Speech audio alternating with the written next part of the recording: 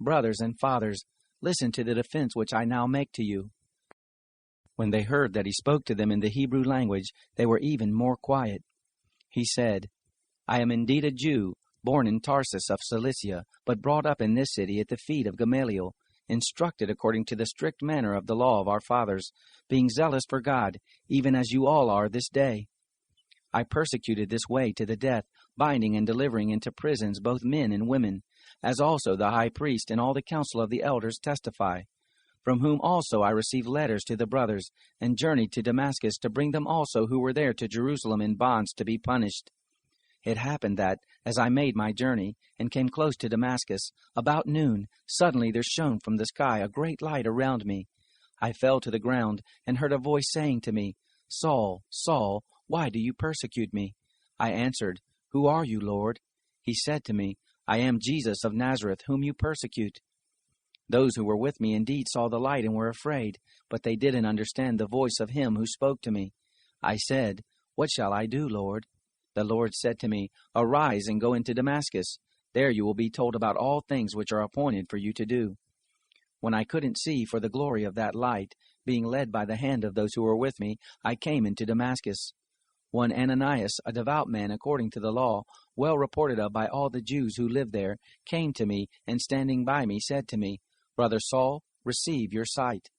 In that very hour I looked up at him. He said, "The God of our fathers has appointed you to know his will, and to see the righteous one, and to hear a voice from his mouth. For you will be a witness for him to all men of what you have seen and heard. Now why do you wait? Arise, be baptized, and wash away your sins, calling on the name of the Lord." It happened that, when I had returned to Jerusalem, and while I prayed in the temple, I fell into a trance, and saw him saying to me, "Hurry, and get out of Jerusalem quickly, because they will not receive testimony concerning me from you." I said, "Lord, they themselves know that I imprisoned and beat in every synagogue those who believed in you. When the blood of Stephen, your witness, was shed, I also was standing by, and consenting to his death, and guarding the cloaks of those who killed him." He said to me, "Depart, for I will send you out far from here to the Gentiles." They listened to him until he said that. Then they lifted up their voice and said, "Rid the earth of this fellow, for he isn't fit to live."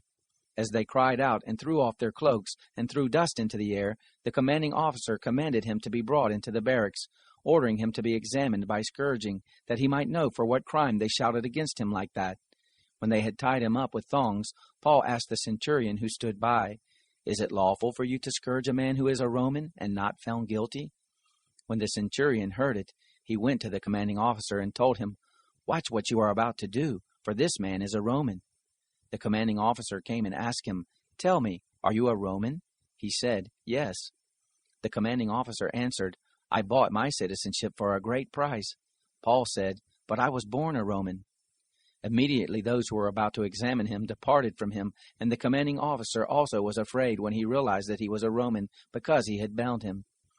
But on the next day, desiring to know the truth about why he was accused by the Jews, he freed him from the bonds, and commanded the chief priests and all the council to come together, and brought Paul down and set him before them.